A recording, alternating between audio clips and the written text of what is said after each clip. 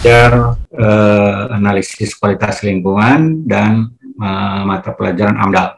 Ya, AMDAL.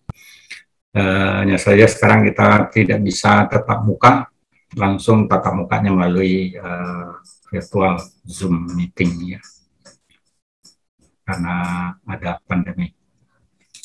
Baik, kita foto dulu untuk bukti. Saya minta tolong si Fawas. Fawas mana ya, Fawas? Oh ya, Fawas. Pak, ya saya.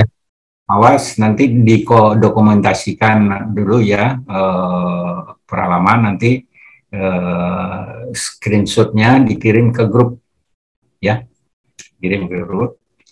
Oke, sekarang kita screenshot. Barangkali bisa di screenshot juga oleh Fawas ya. Kemudian nanti dikirim ke grup. Nanti mahasiswa gunakan sebagai bukti mengikuti kuliah. Karena saya cek ininya masih bermasalah ya, leads-nya, sehingga mahasiswa belum bisa mengakses absen, juga mengakses materi pelajaran yang saya berikan.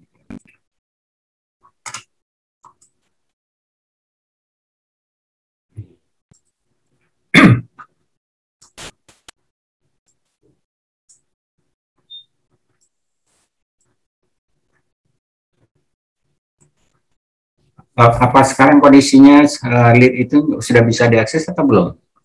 Absennya sudah bisa, presensinya sudah bisa diberikan atau belum? Oh, mungkin saya izin jawab ya, Pak. Untuk listnya ada beberapa orang yang bisa menggunakan, tapi memang agak lemot, Pak. Jadi agak lama sih, mungkin gara-gara servernya penuh atau gimana. Terus ada juga beberapa yang nggak bisa mengakses, gitu, Pak. Tapi tadi saya lihat di dalam listnya itu belum ada absensi, Pak. Mungkin itu. Terima kasih, Pak. Ya, karena sistem lead-nya baru ya, dulu pakai e-learning ya, sekarang dirubah diperbarui menjadi lead, dan memang lead ini baru bisa operasional, dan saya menginput materi ajaran itu bisa mulai dari hari Jumat sore ya, Jumat sore saya baru bisa menginput. Dan bahkan di semua dosen harus mengacu pada sistem pembelajaran yang ditetapkan oleh pemerintah, bahwa saat ini kita berada dalam melaksanakan program Merdeka Belajar dan Kampus Merdeka. Jadi prinsip itu harus dilaksanakan semua dosen, termasuk saya sendiri, dan harus melaksanakannya secara utuh meskipun ada kelemahan-kelemahannya. Jadi lead itu adalah sarana atau instrumen untuk menjembatani proses pembelajaran, di mana dosen menginput materi pelajaran ke dalam lead, dan kemudian mahasiswa bisa mengakses lead itu, membaca dokumen, video, dan istimewanya tahun ini videonya itu menjadi lebih banyak. Dan saya untuk program studi ilmu lingkungan ini, untuk mata kuliah analisis kualitas lingkungan ini, banyak sekali video yang saya masukkan ke dalamnya sebagai media pembelajaran. Jadi kasus-kasus yang terjadi di luar negeri, di dalam negeri, yang menggambarkan bagaimana kondisi kualitas lingkungan hidup kita dan kondisi kualitas lingkungan hidup di dunia global ya, luar negeri, yang walaupun tidak semua yang di luar negeri itu saya ambil untuk menjadi bahan pembelajaran, dan bahan pembelajaran ini adalah sebagai informasi utama bagi mahasiswa untuk bisa mengembangkan bakat masing-masing mahasiswa yang dibatasi dengan program studinya, program studi kesehatan masyarakat. Namun ciri kesehatan masyarakat itu nanti akan berubah ya sesuai dengan apa yang ditetapkan oleh sistem Merdeka Belajar dan Kampus Merdeka, di mana dosen tugasnya adalah tidak lagi sebagai pengajar, tapi dosen itu adalah sebagai pendidik dan kemudian sebagai fasilitator. Jadi dosen tidak lagi mengajar, tapi justru mahasiswa diberikan fasilitas apa yang diperlukan bagi mahasiswa untuk bisa mengembangkan dirinya di kemudian hari secara merdeka. Bahwa di dalam program Merdeka Belajar dan Kampus Merdeka sudah ditetapkan 3 semester terakhir itu mahasiswa berada di luar program studi, ya. Jadi pembelajarnya berada di luar program studi, di luar kampus FIKES-nya sendiri. Nah, 1 semesternya itu boleh mengambil pelajaran atau belajar di luar program studi, tapi ada di dalam UPN. Jadi Anda Kesmas nanti bisa memilih mata pelajaran yang ada di luar program studi kesehatan masyarakat. Misal, kalau Anda butuh misalnya tentang teknologi mesin, kaitannya dengan kesehatan masyarakat, berarti Anda boleh mengambil mata pelajaran di Fakultas Teknik. Atau di Fakultas Teknik itu ada teknik elektro, barangkali Anda mau menciptakan peralatan teknologi kesehatan masyarakat yang membutuhkan informasi tentang teknologi elektro atau digital, itu juga bisa memilih mata pelajaran di Fakultas Teknik, atau barangkali di Fakultas Ilmu Komputer, atau barangkali bisa memilih mata pelajaran yang ada di Fakultas Ekonomi yang dikaitkan dengan ekonomi kesehatan masyarakat, dan seterusnya, atau barangkali Fakultas Hukum, bagaimana hukum tentang atau aturan tentang kesehatan masyarakat, itu bisa saja. Jadi mahasiswa bebas merdeka, kemudian kampus wajib memfasilitasi, dosen wajib memfasilitasi kebutuhan para mahasiswa, ya. Itu terkait dengan pelajaran ilmu analisis kualitas lingkungan hidup, ya. Di dalam materi pembelajaran yang saya input ke dalam Leeds itu kurang lebih ada ya lebih dari 30 atau barangkali lebih dari 40 video, ya. Tapi videonya itu durasinya ada yang 9 menit, ada yang 2 menit, ada yang 30 menit, ada juga yang 1 jam lebih gitu. Nah, tinggal Anda mempelajari kondisi lingkungan misalnya di daerah mana, pengelolaannya seperti apa, lalu Anda adopsi kalau itu terjadi di Indonesia, bagaimana mengelolanya dan lain sebagainya. Ya, jadi intinya di program Kampus Merdeka, ya, Merdeka Belajar, Anda diberikan fungsi dosen adalah sebagai fasilitator, tidak lagi berfungsi sebagai pengajar, tapi tetap sebagai pendidik, ya. Nah, mengajarnya itu adalah mengajar sesuai dengan mata pelajaran.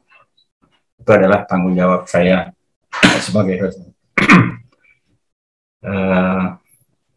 Itu yang perlu diketahui, ya. Tadi di kelas B itu tadi saya lebih banyak ngobrol tentang ya kondisi lingkungan di Indonesia pada umumnya. Tidak seluruhnya materi pelajaran itu saya jelaskan tadi. Jadi lebih banyak mahasiswa yang bertanya ke saya, kemudian mau diskusikan gitu, ya. Oke. Atau barangkali ada yang sudah mau nonton video yang ada di yang sempat. Ada yang sudah sempat? Ada berapa video disediakan di dalam lead untuk pelajaran minggu pertama ini? Ada yang sudah sempat atau belum? Udah, Pak. Siapa, Teh? Kayaknya beberapa dari kita emang udah nonton sih, Pak. Oh, Adrina, ya. Adrina sudah nonton apa tadi topiknya? Yang bule-bule itu yang 7 menit. Apa ya tadi judulnya?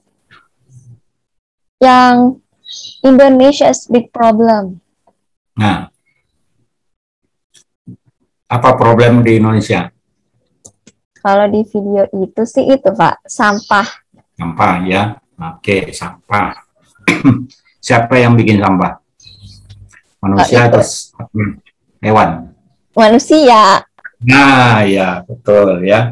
Jadi problem atau masalah itu yang banyak timbul adalah masalah yang ditimbulkan oleh ulah manusia. Tidak ada binatang ataupun hewan yang merusak lingkungan. Yang merusak lingkungan itu adalah manusia. Nah, kalau Ajrina tadi melihat, oh sampah, jadi kontennya sampah, itu adalah ciri kondisi lingkungan hidup kita adalah sampah. Pertanyaannya sampah. Mengapa ada sampah? Nah, barangkali saya ingin begini. Saya punya keponakan usianya 12 tahun. Ya, keponakan ya, 12 tahun. Saya minta tolong belikan sabun colek ya. Saya mau menyuci mobil. Minta tolong beli sabun colek. Saya kasih uang 10.000. Oke. Dia pergi ke warung, pulang dari warung, dia bawa sabun colek. Tapi sabun colek itu dibungkus pakai plastik kresek, ya. Jadi misalnya Diva disuruh oleh orang tua, Diva minta tolong beliin sabun mandi ya, sabun Lux. Berapa Pak? Ya, tolong udah beli 3 buah sabun Lux, sabun mandi, mereknya Lux. Baik Pak, terus Diva pergi ke warung. Nah, kira-kira apa yang Diva terima? Sabun sama kantong kresek, Pak. Nah, iya. Nah, itu kondisi kantong kresek. Diva sebagai pembeli tidak mengerti itu, atau mengerti tapi tidak paham. Barangkali paham tapi kok nggak bertindak, gitu lah. Namanya ignorance. Ignorance itu kondisi orang pura-pura nggak tahu, tapi sebetulnya dia tahu bahwa tas kresek itu adalah sampah, dong. Ya Diva ya. Jadi kalau Diva tadi beli sabun Lux untuk orang tuanya, disuruh orang tuanya beli sabun Lux, oke, beli sabunnya 3, terus sampai di warung dikasih sabun 3.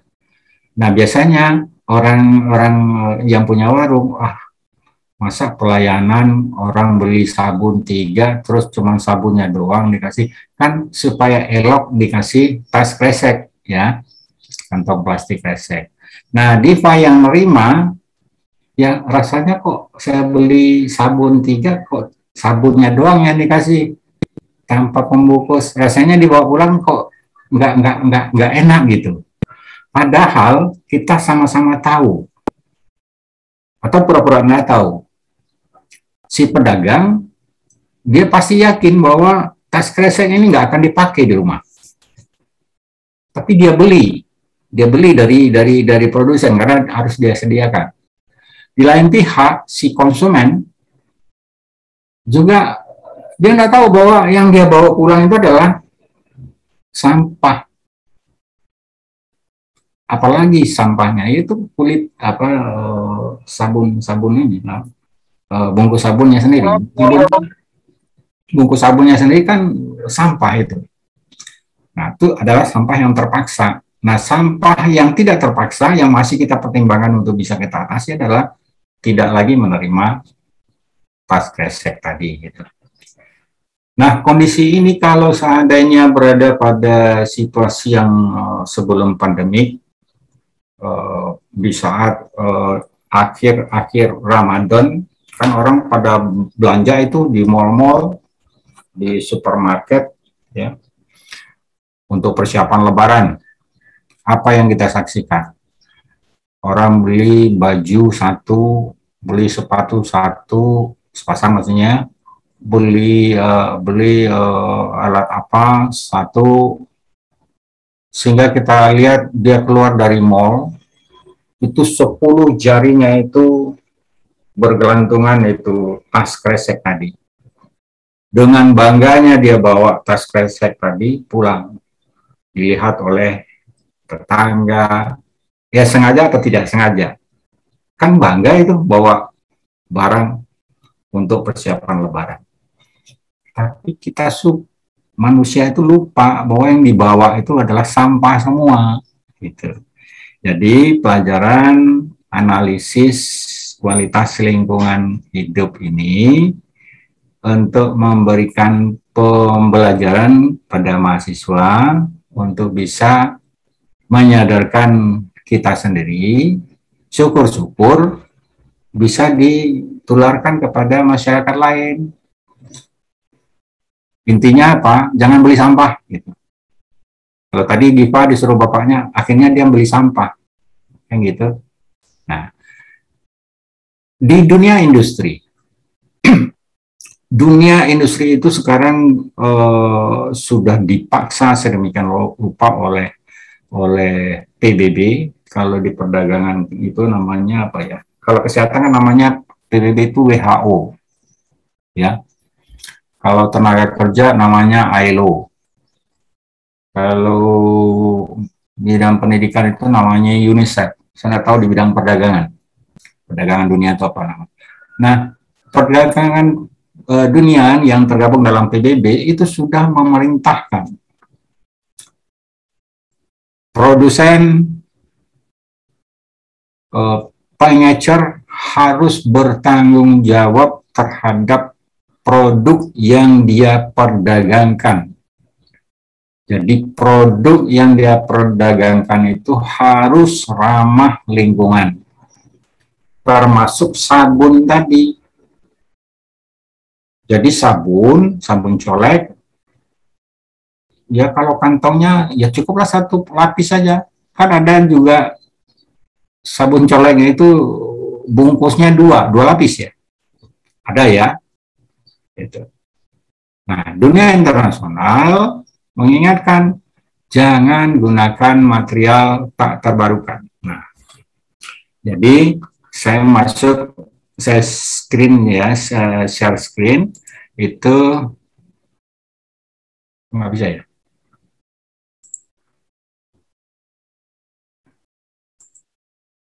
Host disable, enggak partisipan. Saya nggak bisa ya. Share screen.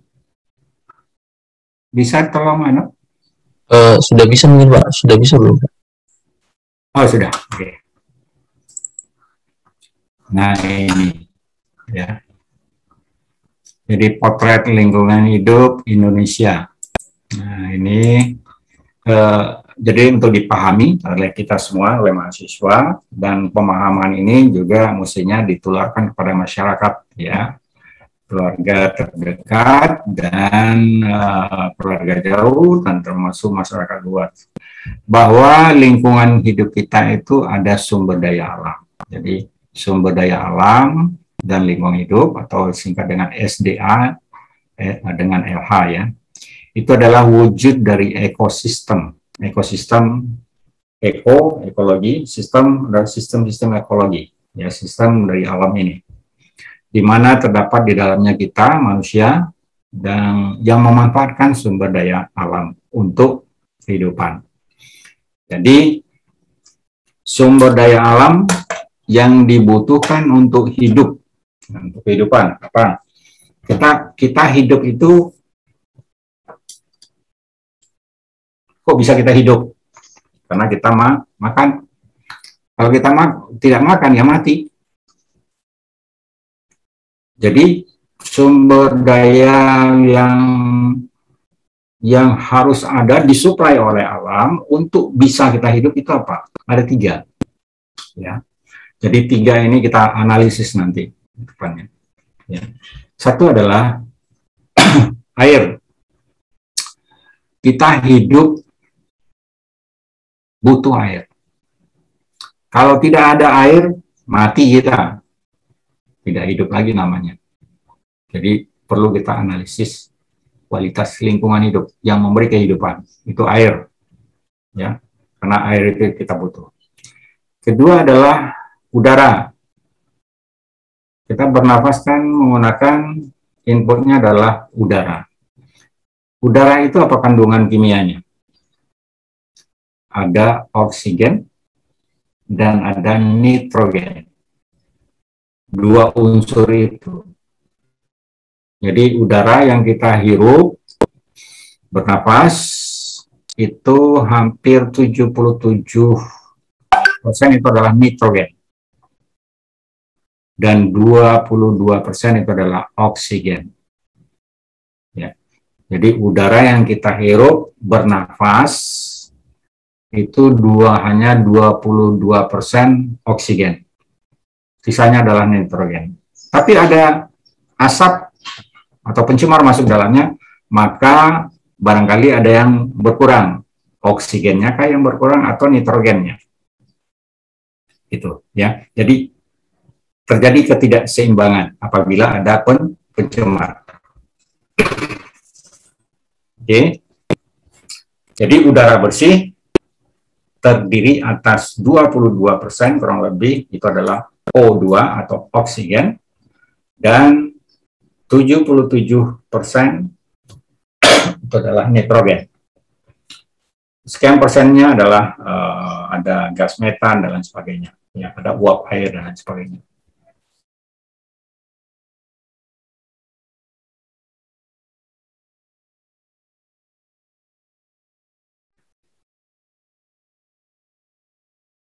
Butuh udara, kita butuh tanah. Tanah itu kita butuh untuk kehidupan. Karena kalau tidak ada tanah, kita nggak bisa hidup. Ingat, agama Islam mengatakan bahwa, saya tahu persis apa itu di Al-Quran atau hadis, yang menyatakan bahwa manusia asalnya dari tanah dan kembali ke tanah. Nah, siapa yang bisa menjelaskan? Kita berdiskusi. Siapa yang bisa menjelaskan mengapa manusia dikatakan asalnya dari tanah? Izin, Pak. Ya, silakan. Agnia ya. Silakan. Iya, Pak. Izin menyampaikan pendapat saya. Menurut saya, kenapa manusia itu berasal dari tanah gitu. Karena pada umumnya maksud dari ayat tersebut itu, jadi kalau menurut biologi kan manusia itu diciptakan dari air mani gitu, maksudnya. Karena karena manusia itu kan makan yang berasal dari tanah, seperti nasi itu kan dari padi, dari tanah. Terus semua yang ada dalam tubuh manusia itu berasal dari tanah, dan baru terciptanya mani tersebut dan menghasilkan di embrio gitu. Jadi sebuah darah ya yang kita makan menghasilkan yang kita keluarkan gitu kan. Jadi kata hidup itu misalnya suara. Ya, suara ini kan kalau kita nggak bersuara berarti mati ya. kita bernafas, lalu berhenti bernafas atau darah kita nggak jalan, nggak mengalir, ya mati. Lalu yang menggerakkan darah itu apa? Yang menggerakkan mulut saya bicara apa? Yang menggerakkan Agnia bisa kuliah tetap muka daring ini. Itu adalah energi. Maka suara itu disebut energi suara. Kemudian saya angkat tangan, ini gerak-gerak ini pasti menggunakan energi. Nah, energi yang ada pada tubuh kita bisa bergerak, bisa melihat, bisa sholat, bisa belanja, pergi kemana-mana, itu pasti menggunakan energi. Nah, pertanyaannya, energi itu asalnya dari mana? Energi tubuh kita. Dari makanan. Bukan energi listrik, energi dari makanan. Jadi makanan itu nasi kita makan, masuk dalam tubuh kita, ada metabolisme. Metabolisme tubuh, metabolisme perut, pencernaan, dan seterusnya. Makanan tadi dirubah dari bentuk materi menjadi energi. Jadi materi tadi dibakar. Yang membakar apa? Tubuh kita, panas yang ada dalam tubuh kita menjadi energi. Energi tadilah keluar menjadi energi suara. Suara kita kan namanya energi. Ya. Menjadi energi kita bisa bergerak. Jadi energi itu harus dipakai. Nggak boleh tersimpan. Kalau energi tersimpan, lama-lama jadi penyakit gitu. Nah, jadi di dalam ilmu lingkungan perlu ada keseimbangan antara input makanan, processing, metabolisme tubuh, dan output produk. Output produk kita apa? Satu, berbicara, bicaralah sesuai dengan kondisi yang dibutuhkan. Jadi jangan asal goblek, jangan bicara itu bohong gitu. Lalu kalau energi tadi kita pakai bergeraknya untuk nyopet gitu, ya nggak boleh. Bergeraknya untuk maling, bergeraknya untuk merusak lingkungan, ya nggak boleh. Maka timbullah ketidakseimbangan nantinya. Orang itu bisa sakit atau dunia juga bisa sakit. Bumi kita bisa rusak. Gitu, ya. Jadi antara input, processing, output itu harus ada keseimbangan. Nah, jadi yang dimaksud dengan sumber daya alam tadi adalah sumber daya alam yang bisa memberikan kehidupan kepada kita. Jadi di dalam materi tadi saya sebutkan bahwa berdasarkan atas ukuran waktu hidup manusia, maka sumber daya alam itu ada dikelompokkan menjadi dua.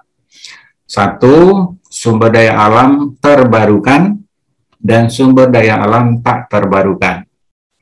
Nah, dalam kehidupan kita, sumber daya alam terbarukan itu apa?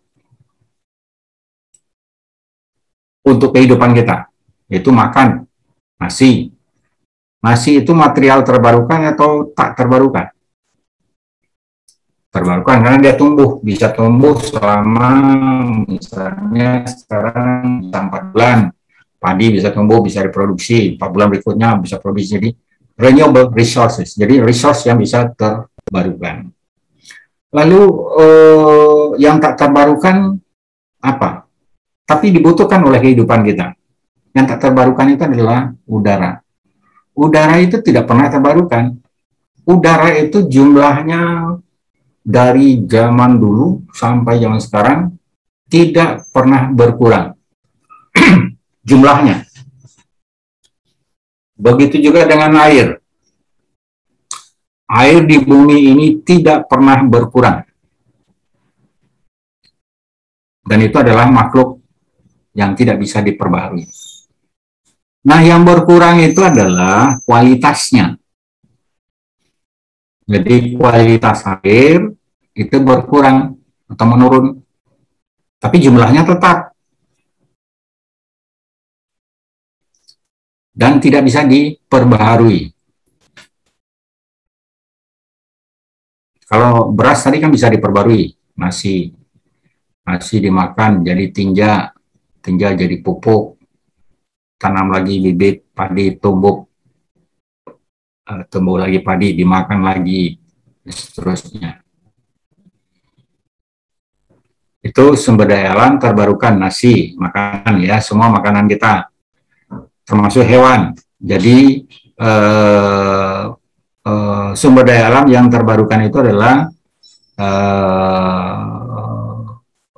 makhluk hidup, ya. Makhluk hidup itu manusia kan terbarukan. Setelah kita mati ada lagi yang baru, gitu. Ya. Kemudian hewan kan terbarukan. Lahir, hidup, mati, ada lagi yang lahir, dan seterusnya. Tumbuh-tumbuhan juga. Jadi sumber daya alam yang terbarukan itu adalah yang untuk memberikan kehidupan adalah hewan dan vegetasi yang dihasilkan oleh produsen. Produsen adalah vegetasi. Nah, sedangkan yang tidak terbarukan tadi adalah air karena jumlahnya tidak pernah bertambah dan tidak pernah berkurang. Yang berkurang adalah kualitasnya. Kualitas tanah berkurang, menurun, atau kualitas udara menurun, kualitas air menurun. Nah, ini yang disebut dengan non-renewable resources. Jadi sumber daya alam tak terbarukan itu adalah air, tanah, kemudian udara. Lalu yang tidak memberikan kehidupan kepada kita, tetapi terpakai selama hidup. Nah, contohnya apa? Bensin. Apakah kita perlu bensin untuk hidup? Tidak. Minyak tanah. Tidak. Tanpa minyak tanah pun kita bisa hidup. Yang penting ada air, ada udara yang bersih tentunya, kemudian ada tanah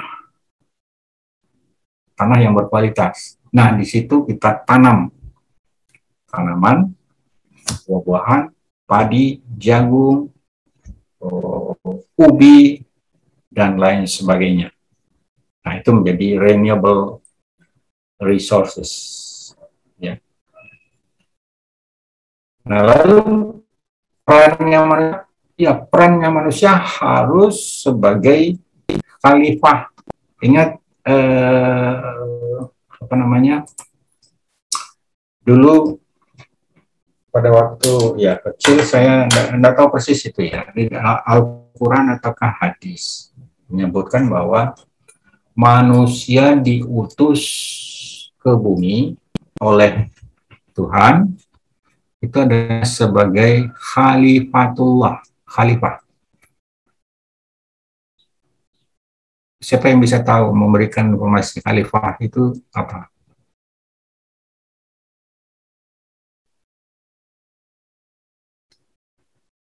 Artinya khalifah apa? Siapa yang tahu? Misalnya Khalifah Umar bin Khattab. Jadi khalifah itu sebetulnya bukan pemimpin. Yang pemimpin itu adalah Khalifah Umar bin Khattab pada waktu dulu. Jadi sesungguhnya khalifah itu adalah manusia yang tidak merusak alam. Khalifah adalah manusia yang melindungi alam. Khalifah adalah manusia yang tidak merusak lingkungan. Itu yang disebut khalifah. Jadi kalau ada yang mendefinisikan khalifah itu adalah pemimpin, ya pemimpinnya adalah Khalifah Umar bin Khattab pada waktu itu. Dia saja Umar bin Khattab, dia nggak mau merugikan orang lain. Dia lihat bahkan sampai dia menangis, ada ada seorang ibu, anak di sampingnya ada anaknya menangis kelaparan, terus si ibu sedang menanak, seperti menanak nasi gitu ya. Yang dilihat ternyata yang dia rebus itu adalah batu. Umar bin Khattab melihat itu, dia nangis dan lain sebagainya. Karena itu dia tanggung jawab, karena dia pemimpin, ya dia nggak boleh membiarkan lingkungannya jelek gitu. Akhirnya dia pulang, dia bawalah pak gandum, istilahnya apa, dipikul sendiri, padahal dia pemimpin, sama dengan presiden lah di Indonesia, Pak Jokowi. Jadi Pak Jokowi itu mengangkut gandum 1 karung dan langsung diantarkan pada keluarga yang sedang tidak punya makanan. Yang membujuk anaknya seolah-olah ibunya sedang menanak nasi, menanak untuk makanan, persiapan makanan, padahal yang dia masak itu adalah batu. Nah, di situ tanggung jawab khalifah. Jadi khalifah itu adalah manusia yang tidak merusak alam, manusia yang merawat alam, manusia yang melindungi alam, itu yang namanya khalifah. Nah, kalau yang terjadi adalah sebaliknya, maka yang turun adalah laknatullah. Laknat apa? Laknat itu artinya apa? Apa, Adrena? Mungkin murkanya Tuhan, Pak. Maka ya azab, yang murkanya Tuhan. Jadi yang semula khalifatullah itu adalah khalifah, jadi manusia yang diutus oleh Allah ke muka bumi, tugasnya adalah merawat alam, memelihara alam, memelihara lingkungan, bukan merusak lingkungan. Kalau manusia merusak lingkungan, maka yang datang adalah laknatullah. Nanti Anda baca buku saya. Dalam buku analisis kualitas lingkungan itu bisa Anda download di repositori UPN Veteran.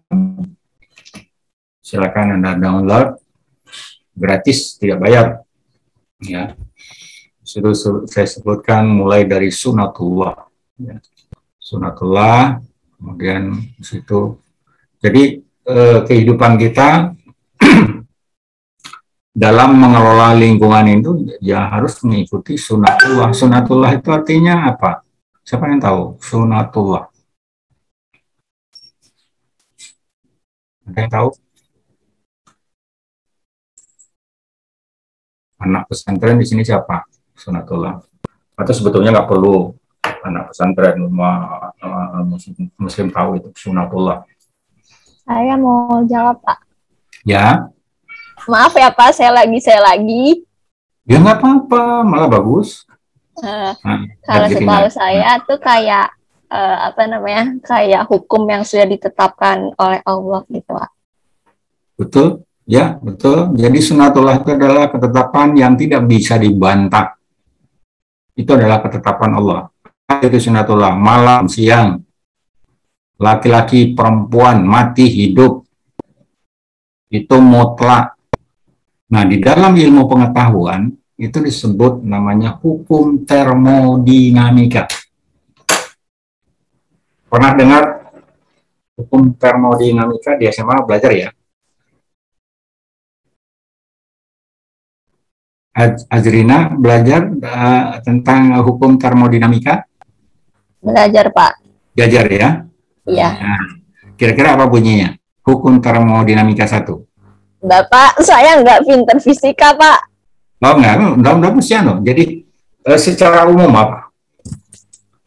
Pemahaman Pak. Udah lupa, ya nggak apa-apa.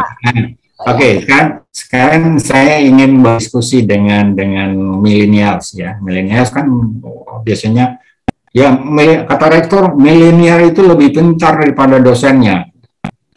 Nah, saya juga berasumsi gitu. Jadi mahasiswa jauh lebih pintar daripada saya. Ya.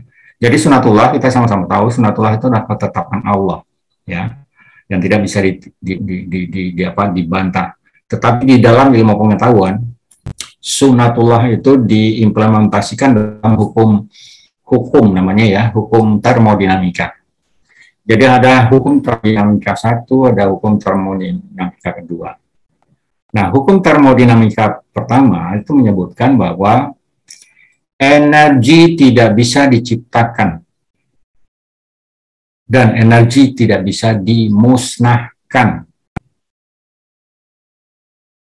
Itu bunyi hukum termodinamik. Thermodynamic law, hukum termodinamika yang ke-1. Bukan, energi tidak pernah bisa diciptakan dan energi tidak pernah bisa dimusnahkan, tapi energi itu adalah kekal. Kekal itu selalu ada.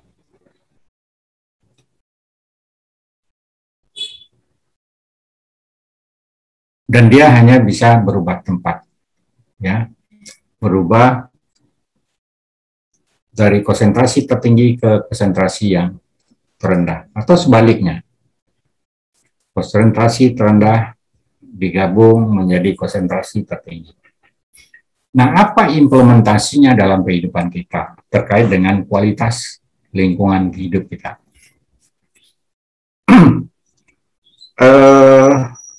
Intinya adalah terpusat pada perilaku manusia. Energi tidak bisa diciptakan dan energi tidak bisa dimusnahkan. Pertanyaannya adalah siapa yang menciptakan energi?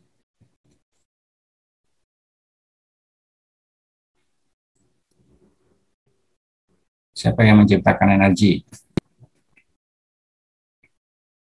Tania, coba. Siapa yang menciptakan energi? Iya, Pak. Yang menciptakan energi siapa? Yang menciptakan energi itu kalau dari alam yang menciptakan itu penciptanya Pak Allah. Tapi kan ada juga energi itu diciptakan sama manusia. Misalnya nih Pak, kayak kita itu energi apa ya? Oh, energi radio, energi apa sih radio kan tadinya dari energi listrik ke energi suara, ya itu bukan dari manusia sih Pak, jadi perantaranya gitu, kayak gitu sih. Ya, oke, yang tepatnya adalah energi itu hanya yang menciptakan itu adalah Tuhan Allah ya. Kemudian yang memusnahkan energi itu siapa? Ya Tuhan juga. Dan itu adalah hukum. Coba, kalau saya hidup, berarti saya punya energi. Yang menciptakan siapa? Ya Tuhan. Ya, lalu energi saya hilang, alias mati. Siapa yang mematikan saya? Ya Tuhan. Nah, itu adalah hukum alam. Termodinamika 1. Energi tidak pernah diciptakan dan tidak bisa dimusnahkan. Tapi energi itu bisa dipergunakan dari konsentrasi tertinggi ke konsentrasi terendah atau sebaliknya dari konsentrasi rendah ke konsentrasi tinggi. Dan perpindahannya itu selalu ada entropi. Nah, hukum termodinamika kedua adalah bahwa proses transformasi energi tidak pernah berlangsung sempurna. Ya. Proses transformasi energi tidak pernah berlangsung sempurna. Itu hukum yang kedua.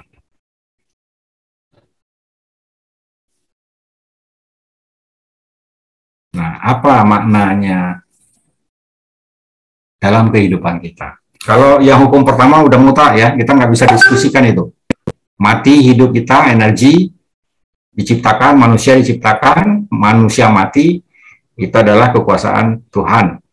Ya, bahwa energi dari konsentrasi tinggi ke konsentrasi rendah itu juga kehendak Allah, ya, kehendak Tuhan. Nah, sekarang hukum termodinamika kedua. Hukum termodinamika kedua ini bisa diintervensi oleh manusia. Tapi kalau yang hukum pertama itu tidak bisa manusia mengintervensi. Udah mau mati kok terus nggak bisa, tetap aja mati. Jadi tidak bisa diintervensi manusia. Tapi kalau hukum alam yang kedua, transformasi energi tidak pernah berlangsung sempurna. Apa contohnya? Contohnya adalah kita makan. Yang kita makan kan materi. Tapi materi itu mengandung energi. Jadi semua materi pasti mengandung energi. Ya. Oh, Pak, misalnya ini ini apa namanya mouse. Mouse ini adalah benda mati. Bagaimana kita bisa tahu ini mengandung energi? Jadi saya katakan tadi semua material mengandung energi. Cuman konsentrat energinya tergantung pada benda itu sendiri. Kalau kita bakar dengan korek api, tapi kemudian nyala, berarti ada energi, ya. Atau misalnya batu kita bakar nggak ada, tapi kalau batunya itu dilempar kena kepala saya benjol. Nah, benjolnya itu yang namanya energi tadi. Jadi ada bekas energi tidak bisa dilihat. Bisa nggak melihat energi? Nggak bisa. Energi suara bisa nggak, Adrina? Lihat energi suaranya Pak Reda gitu, dilihat. Nggak bisa ya. Nah iya, panas bisa nggak dilihat? Jadi ya, energi panas nggak bisa dilihat, tapi bisa dirasakan. Energi listrik bisa nggak dilihat? Nggak bisa. Oh, lampu Pak, lampu itu efek dari energi itu. Nah, efek dari energi ya bisa kita lihat. Apa efek energi? Suara. Oh, Pak Reda berteriak, oh kena kesakitan. Nah, itu efeknya. Ya. Jadi energi tidak bisa dilihat, tapi bisa dirasakan. Contohnya ya energi suara, kan nggak bisa dilihat. Tapi bisa dirasakan. Nah, kembali ke hukum termodinamika kedua. Transformasi energi tidak pernah berlangsung sempurna. Karena yang sempurna itu hanyalah Tuhan. Jadi kesempurnaan itu hanya Tuhan. Nah, bagaimana dengan manusia? Yang manusia itu nggak pernah ada yang sempurna. Alam itu tidak pernah ada yang sempurna. Tapi dia berusaha untuk menuju kesempurnaan. Manusia sholat, kita sholat. Kita hanya bisa menuju ke kesempurnaan. Tapi tidak pernah sempurna. Nah, alam sekarang menuju kesempurnaan. Ada pandemi, menuju sempurnaan. Nah, contoh lain lah. Misalnya, gunung meletus. Gunung meletus itu kalau dipersepsikan oleh semua orang apa? Ada yang mengatakan bumi murka atau Tuhan mengeluarkan azab. Kalau ilmuwan mengatakan, oh itu adalah proses alam. Kalau orang yang lebih arif lagi, oh itu proses-proses alam untuk menuju keseimbangan, untuk menuju ke kesempurnaan. Walaupun tidak pernah sempurna, tapi dia tetap berupaya untuk menjadi sempurna, meskipun tidak sempurna. Itulah hukum termodinamika kedua. Jadi intinya hukum termodinamika kedua, Segala sesuatu yang ada di dunia ini, di bumi ini, termasuk manusia, selain Allah, adalah tidak sempurna. Nah, tugas dari mata pelajaran analisis kualitas lingkungan hidup ini mengajarkan kepada Anda semua untuk kita mengarah kepada kesempurnaan, walaupun hasilnya tidak sempurna. Apa itu contoh? Contohnya gini, transformasi, makan satu piring. Ya, saya makan nasi satu piring. Pertanyaannya, apakah nasi satu piring itu semua pindah ke mulut saya? Tidak, pasti ada sisa. Makan nasi ya, nasi satu piring, oke saya makan. Pasti ada sisa di piring, nggak mungkin dijilat pun pasti ada yang sisa. Jadi transformasi materi dan transformasi energi, karena materi itu mengandung energi, transformasi energi tidak pernah berlangsung sempurna. Pasti ada sisa. Sisanya itu yang disebut dengan entropi. Kita makan nasi, sisanya adalah feses. Oke. Kalau fesesnya banyak, sering, bahkan tidak normal, alias mencret, apa obatnya? Siapa yang tahu? Kalau kita mencret, obatnya apa? Diare, Pak. Hah? Obat diare. Ya, namanya apa? Diapet. Ya, mereknya atau ini? Entrostop. Iya, diapet ini kan. Nah, entrostop itu singkat dari entropi stop.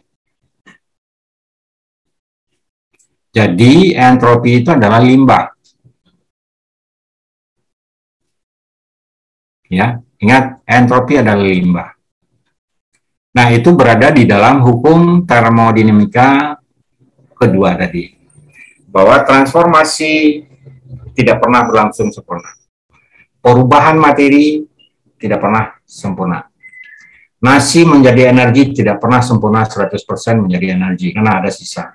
Sisanya itu disebut entropi di dalam hukum termodinamika kedua. Jadi menganalisis kualitas lingkungan hidup itu bisa dinilai dari entropi. Normalnya atau baku mutunya orang BAB itu berapa kali sehari?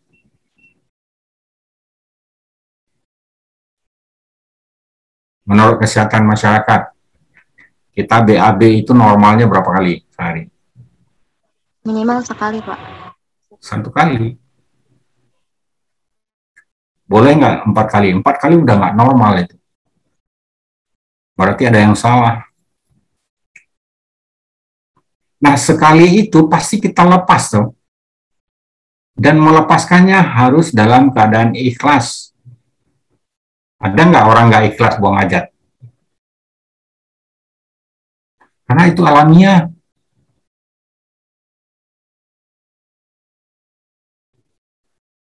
Nah, apa yang tadi di luar lawannya khalifatullah tadi? Lawannya apa? Orang yang merusak lingkungan. Apa orang merusak lingkungan dalam buang air besar? Berak sembarangan. Masa berak di jalan? Artinya dia merusak lingkungan. Oh, dia beraknya di kebun, padahal di kebun itu ada orang yang berladang dan lain sebagainya. Dia merusak lingkungan. Lalu di mana harusnya di tempatnya, di mana tempat buang hajat, BAB? Jadi WC-nya ya harus ada septic tanknya gitu. Boleh nggak di kolam renang BAB? Kurang ajar, namanya merusak lingkungan itu. Ya. Gitu. Jadi entropi itu ada, harus ditempatkan pada tempatnya. Jadi entropi itu adalah sisa dari proses. Nah, sisa dari proses yang tidak terpakai itu disebut limbah. Limbah dan pencemar. Jadi dengan demikian, entropi itu adalah limbah dan pencemar. Itu adalah bagian dari ketidaksempurnaan. Kan ketidaksempurnaan, makan nasi satu piring, tidak satu piringnya habis menjadi energi. Tapi ada feses. Selain feses apa? Feses itu kan dalam bentuk materi. Materi namanya limbah atau waste. Ada yang namanya polutan. Jadi transformasi nasi menjadi produk, produknya adalah gerak, bekerja, suara. Feses sebagai waste, limbah, yang dalam bentuk polutan apa dari tubuh kita? Kentut, Pak. Satu, ya kentut. Nah, buang kentut boleh nggak sembarangan? Nggak boleh, Pak. Iya. Masa di tempat orang banyak kentut terus suruh dengerin oleh orang. Itu kan biadab itu. merusak, walaupun itu orang ketawa dan lain sebagainya. Ya, jadi harus ditempatkan pada tempatnya. Atau kita misalnya karena ada COVID ini ada lendir dari tenggorokan kita, masa kita mau ngeludah sembarangan? Jadi harus ditempatkan di tempatnya. Kalau kita menempatkan limbah, kalau ada industri yang menempatkan limbah di sembarang tempat, tunggu nanti laknat Tuhan akan datang. Bisa diprotes melalui masyarakat. Ya. Nah, itu yang harus kita pahami dalam ilmu kualitas lingkungan hidup. Jadi kualitas lingkungan hidup kita baik apabila ada keseimbangan dalam kehidupan ini, input, proses, output, fesesnya sedikit. Nah, polutan dalam keluar dari tubuh kita selain kentut apa? Keringat. Keringat itu ada yang keringat bau. Ada nggak keringat orang yang wangi? Kalau keringat bau, contohnya adalah ketek bau, ketiak bau maksudnya. Apa yang tercium? Zat kimia apa? Ketiaknya asam. Apa zat kimia apa?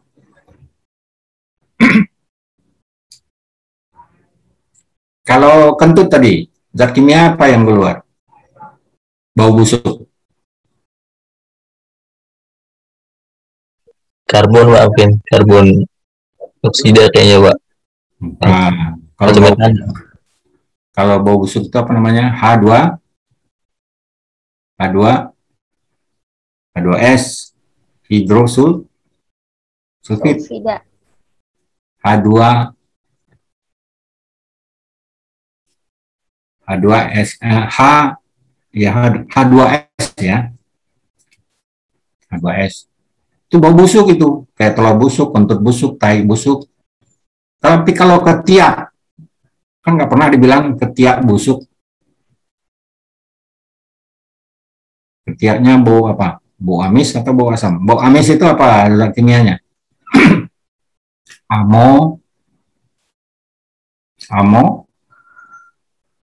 Amonia, ya. Itulah polutan yang keluar dari tubuh kita. Polutan dan limbah itu adalah ketidaksempurnaan. Semakin banyak berak, semakin banyak bau ketiaknya, semakin nggak sempurna orangnya. Nah, di lingkungan kita juga itu baunya busuk, bau amis, berarti mengelola lingkungannya salah gitu. Limbah dan polutannya banyak gitu. Nah, lalu bagaimana menyelesaikannya, solusinya? Solusinya adalah kalau kita lihat input, proses, dan output. Inputnya harus berkualitas. Masa ya inputnya jelek terus mau kualitas produknya bagus? Ya nggak bisa lah. Itu bisa dilihat dari materi dan energi. Materi, nasinya bagus, kualitas beras Solo, tapi energinya jelek. Energinya apa? Berasnya dibeli dari uang korupsi. Materinya bagus tapi energinya enggak. Apa kira-kira outputnya orang yang memakan? Jadi misalnya saya korupsi, uang korupsi, saya belikan beras yang berkualitas, saya berikan pada anak dan istri saya. Anak saya bisa jadi tukang maling itu. Walaupun materinya bagus, tapi energinya jelek. Kenapa energinya jelek? Karena nasinya itu dibeli dari uang korupsi. Jadi semakin tidak sempurna lagi. Nah, disitulah datang laknatullah. Gitu. Ya. Jadi materi dan imaterial itu harus berkualitas. Ibarat kita makan nasi, nasinya berkualitas, tapi juga nasinya itu dibeli dengan uang yang halal, toyib. Jadi halal, toyib itu adalah energi. Bisa nggak dilihat toyib? Halal itu bisa nggak dilihat? Nggak bisa, hanya bisa dirasakan. Sama dengan energi itu. Itu adalah energi.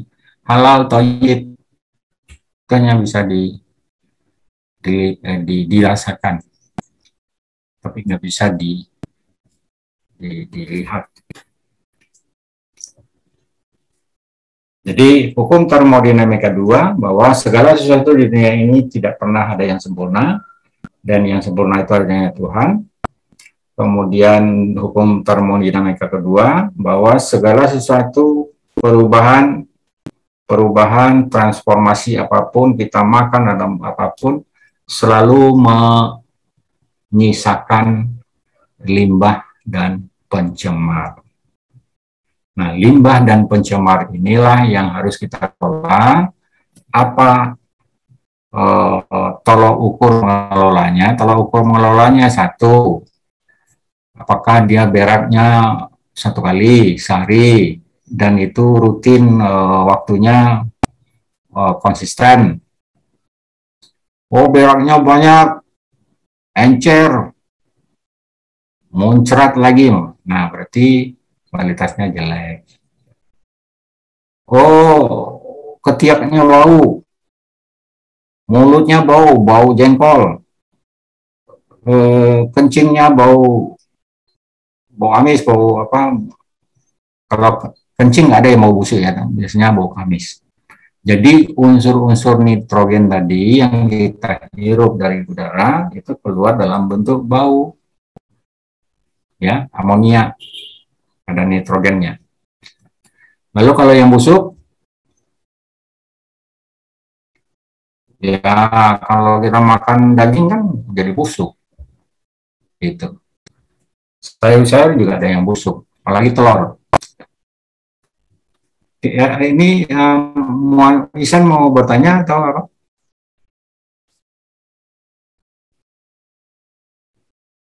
Iya, kenapa Bapak?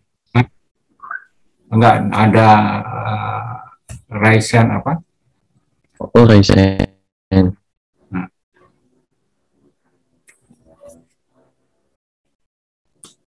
Nah gitu, kira-kira. Jadi kembali ke ini tadi, bahwa sumber daya alam itu yang diperbarui dengan sumber daya alam yang tak diperbarui. Nah, dalam rangka memperbaiki kualitas lingkungan hidup, apa yang harus kita lakukan? Ya, yang harus kita lakukan untuk memperbaiki kualitas lingkungan hidup kita itu adalah mengutamakan menggunakan material yang terbarukan. Apa material yang terbarukan? Dari hewan, dari tumbuh-tumbuhan, ya. Itu yang mungkin bisa di create untuk untuk menyelamatkan lingkungan. Contohnya, kita punya kendaraan bermotor, memerlukan bensin. Nah, bensin itu kan dari material tak terbarukan, yaitu fosil. Kalau toh terbarukan, barunya itu muncul regenerasi puluhan tahun atau ribuan tahun. Tapi kalau bensin bisa diganti dengan menggunakan gas metan. Gas metannya diambil dari tinja hewan atau barangkali dari ketan menjadi bahan bakar. Nah, itu adalah terbarukan. Solar bisa digantikan dengan buah jarak ya. Kemudian dari palem. Palem itu apa namanya?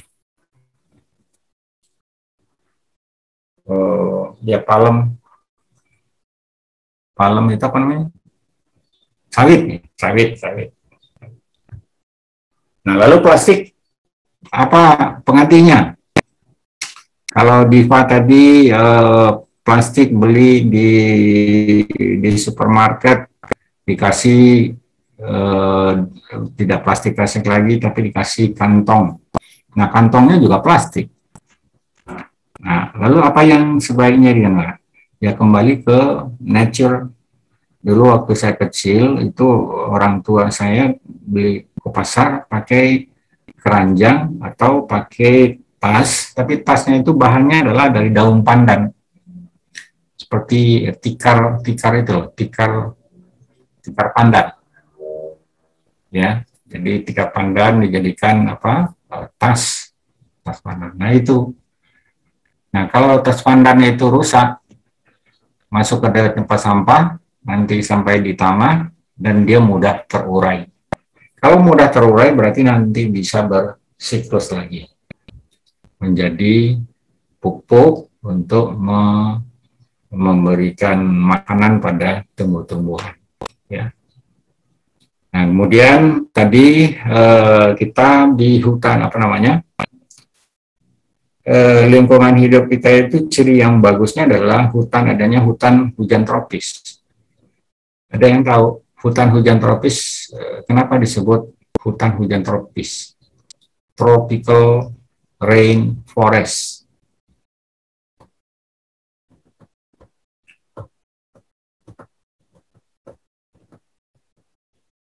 Nah, kalau hutan kita semua dalam keadaan tropical rainforest, ada hujan di dalamnya, itu nggak akan pernah terbakar itu. Jadi yang terbakar itu adalah lahan yang terbuka, yang dulu sebelumnya itu pernah ditebang, hutan hujan tropis ditebang, kemudian kering, hujannya sudah nggak ada. Gitu. Makanya banyak lahan yang terbakar. Siapa yang bisa tahu atau barangkali yang bisa menjelaskan yang dimaksud dengan hutan hujan tropis? Nggak ada yang tahu. Jadi hutan hujan tropis, ya. Halo, ya. Halo Pak. Silakan. Ya. Setahu saya hutan hujan tropis itu hutannya yang selalu basah dan lembab, terus banyak keanekaragaman hayatinya gitu Pak. Ya. Terus apa yang hujannya itu? Jadi karena rindang gitu Pak, biasanya kan pohonnya tinggi-tinggi. Jadi dia biasanya lembab atau teduh gitu. Setahu saya begitu Pak. Jadi gini, peristiwanya ada gini. Jadi kalau kita lihat, kalau misalnya ada di gunung itu ya, ada hutan itu biasanya di situ ada seperti asap, awan ya, awan warna putih atau yang berwarna abu-abu. Ya. Itu adalah uap air. Uap airnya jenuh di situ, kemudian dia turun, jatuh berupa hujan. Ya. Kemudian jatuh berupa hujan itu kan jatuhnya melalui daun satu ke daun kedua, daun ketiga, empat, terus sampai ke tanah. Nah, pada waktu jatuh dari daun puncak ke daun berikutnya, itu perpindahannya tidak sempurna, akan ada proses penguapan. Oke. penguapan jatuh, penguapan jatuh, penguapan jatuh. Kemudian uap tadi jenuh, jatuh lagi. Sehingga yang terasa kalau kita masuk ke dalam hutan lindung tadi, hujan tropis tadi, ya hujan. Nah, hujannya di mana? Karena ada perbedaan temperatur. Di atasnya itu ada uap air yang siap jatuh, kemudian jatuh ke daun satu ke daun kedua, menguap lagi karena ada perbedaan temperatur. Ingat hukum entropi tadi ya, bahwa perpindahan materi, energi tidak pernah berlangsung sempurna, ada sisa. Nah, sisanya tadi uap. Uap tadi membuat jenuh, jatuh lagi, menguap lagi, jatuh lagi. Sehingga di dalam hutan itu selalu terjadi hujan. Makanya disebut hutan hujan tropis. Dan itu hanya ada di tropis, apa namanya, yang garis apa? Garis ekuator ya. Ekuator. Jadi hanya ada di Indonesia, hutan hujan tropis. Kemudian yang motong benua Amerika dan selatan Afrika. Selainnya tidak ada hutan hujan tropis. Ya. Nah, lalu di hutan hujan tropis tadi terdapat banyak sekali jutaan keanekaragaman hayati yang menjadi sumber daya kehidupan, sumber daya alam untuk kehidupan. Di situ terjadi interaksi ya antar berbagai jenis makhluk hidup yang nantinya memberikan kekayaan bagi penghidupan kita. Jadi nantinya sebaiknya kita tuh makannya tidak monokultur, tidak hanya makan nasi, jadi harus ada variannya. Tapi nilainya, takaran gizinya tetap harus sama. Kita makan nasi ini karena diajarkan oleh nenek moyang ya. Seperti misalnya makan tempe. Tempe itu sebetulnya tidak efisien secara ekologis. Kenapa? Karena kedelai itu tidak tumbuh baik di Indonesia. Kedelai kita masih banyak impor. Jadi tempe itu ya bahan bakunya impor. Termasuk tahu. Tahu itu kan bahan bakunya adalah gandum. Ya, gandum, tepung terigu. Ya. Gandum itu nggak tumbuh di Indonesia. Kalau toh ada tumbuh, tapi tumbuhnya tidak berkualitas, tidak sempurna. Jadi mari kita manfaatkan sumber daya alam sesuai dengan tipologi lingkungan alam kita. Ya, mungkin ada pertanyaan, silakan. Ini omongan saya tadi hanya membatas ya bagian atas dari pelajarannya tidak utuh. Sekali lagi saya ingatkan bahwa tugas dosen tidak hanya mengajar, tapi memberikan fasilitator, ya sebagai fasilitator memberikan fasilitas pembelajaran sesuai dengan bidang ilmu. Ilmunya adalah mata kuliah analisis kualitas lingkungan, kemudian mahasiswa mengembangkannya sesuai dengan bakat dan kemauannya sendiri secara merdeka. Silakan, barangkali ada yang mau ditanyakan, mau didiskusikan, silakan. Pak, izin bertanya. Ya, Agnia. Ya. Saya ingin bertanya, kan sekarang kita lagi ada di kondisi pandemi COVID, di mana kan virus COVID ini bisa menular melewat droplet di udara gitu kan. Seperti yang dibilang, udara kan tidak bisa diperbarui, hanya hanya tingkat kebersihan atau tidaknya udara tersebut. Bisa nggak sih Pak gitu nanti setelah pandemi ini selesai, kualitas udara kita itu bisa kembali bersih lagi? Apakah langkahnya itu sebagai langkah awalnya itu kita rehabilitasi, kayak misalkan menanam banyak pohon, itu kan bisa meningkatkan kualitas udara. Nah, apakah bisa membersihkan partikel dari virus-virus itu Pak? Ya. Jelas tidak Pak? Saya. Baik. Intinya usahanya itu usaha seperti itu tadi bisa dilaksanakan. Tapi melihat kondisi lingkungan kita, misalnya kan populasi kita itu kan, di bumi ini lebih dari sekarang dari 7,5 miliar.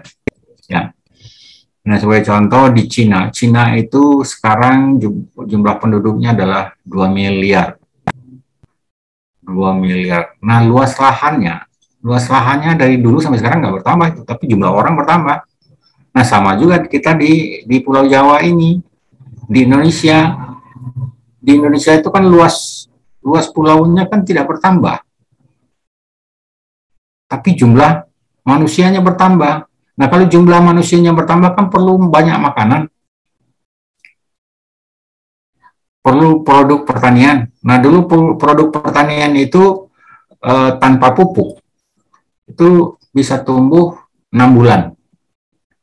6 bulan padi bisa panen, 6 bulan sawah panen, jadi beras 6 bulan. Oleh karena luas lahannya berkurang, maka diperlukan teknologi. Nah, teknologinya apa? Pakai pestisida.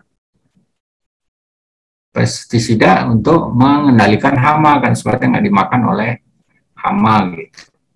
Di samping itu ada pupuk.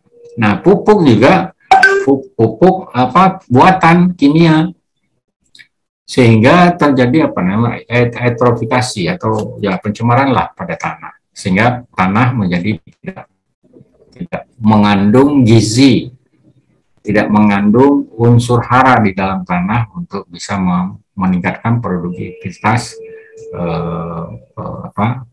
produk makanan untuk manusia. Nah, lalu apakah dengan cara menanam reboisasi, ya usaha itu benar reboisasi, tapi kan lahan kita semakin sempit. Saya saja membayangkan di wilayah saya kan tinggal di Ciputat ya, Ciputat di Sawah Baru.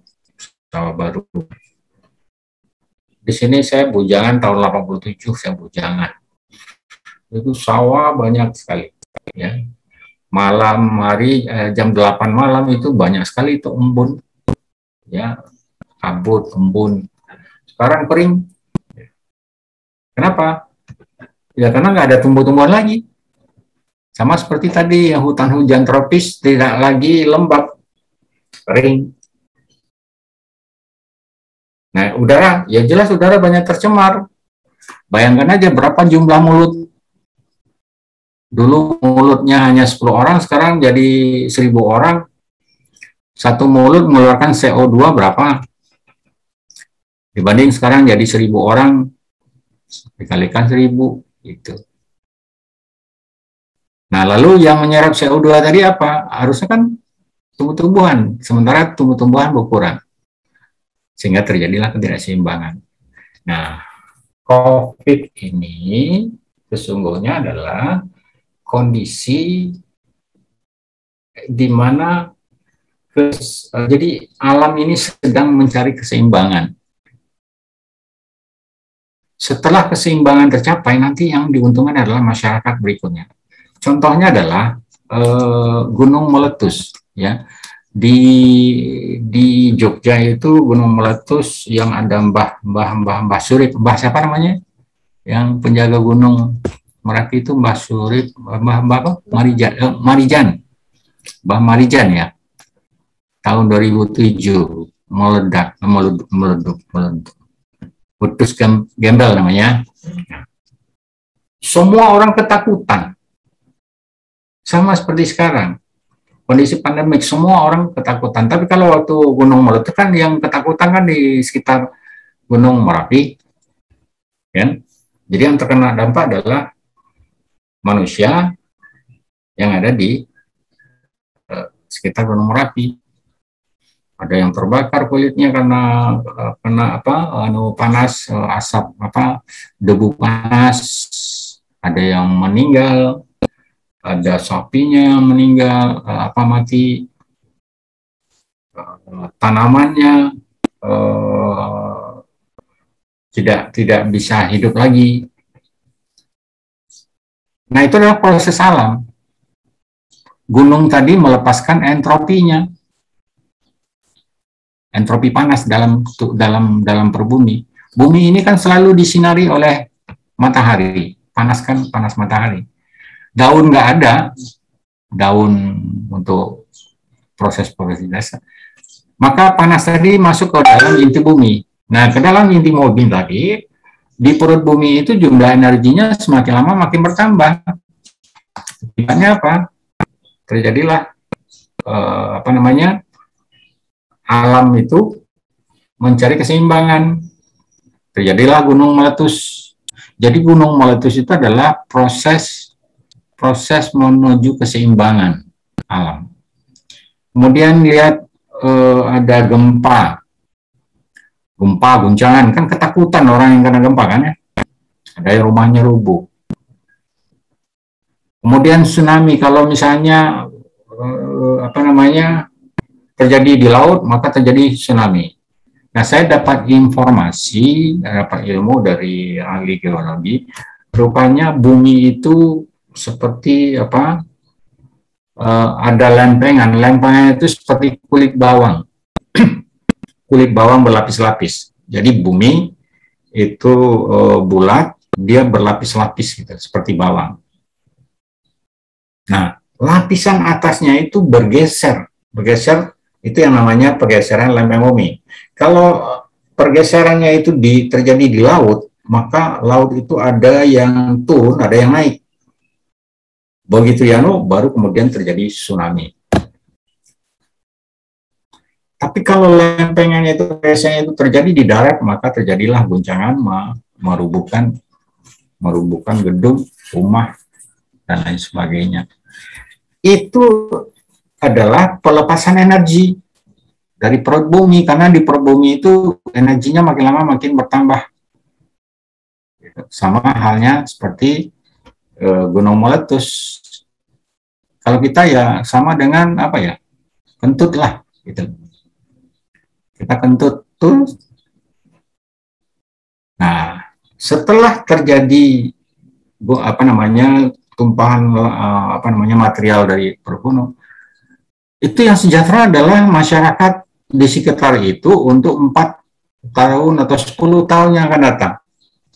Jadi kalau sekarang 21, waktu itu terjadi tahun 2007, masyarakat sekarang menikmati apa yang dinikmati, tanamannya subur. Kedua, masyarakat di sana bisa nambang pasir. Jadi memberikan kesejahteraan bagi umat manusia, seterusnya. Pandemik ini juga demikian. Jadi sekarang kita menderita, tapi anak cucu saya, barangkali cucu saya yang nanti akan menikmati keseimbangan alam setelah pandemik ini. Gitu.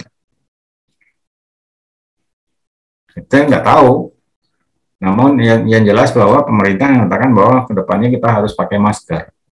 Kalau saya mengatakan jangan-jangan nanti kita pakai masker kayak film Star Trek itu loh.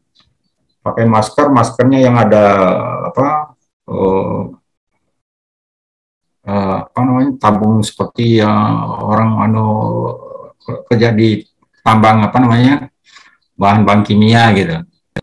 Nah, jangan sampai kita begitu. Nah, untuk itu ya kita jangan merusak alam lah, jangan merusak lingkungan. Itu ya.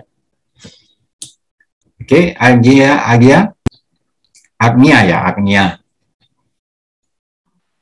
Baik, terima kasih, Pak. Ya.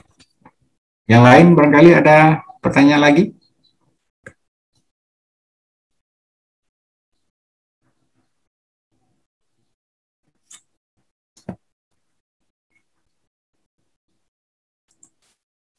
Tidak ada?